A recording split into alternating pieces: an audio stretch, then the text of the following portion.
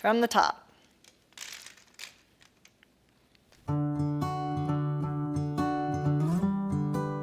Hi guys, I'm Madeline here at Lakeside Table, and have you ever had fresh homemade pasta?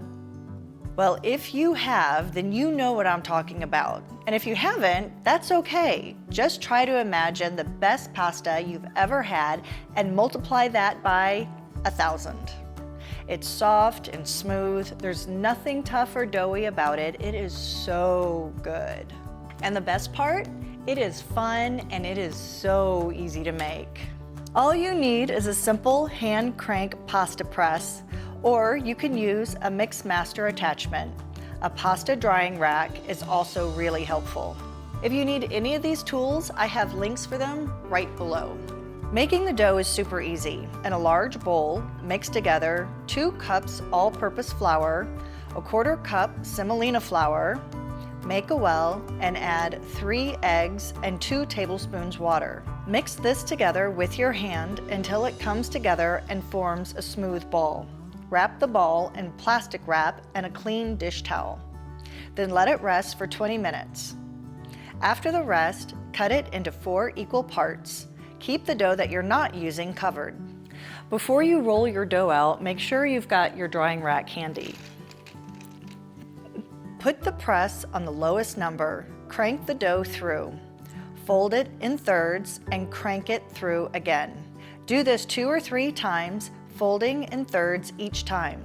Now you're ready to move up the dial 1 notch. Simply crank it through without folding 2 times.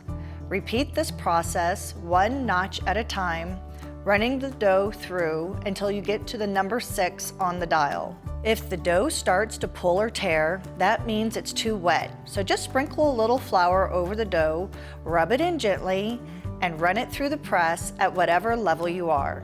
After you run it through twice on number 6, go ahead and cut it into the lengths that you'd like.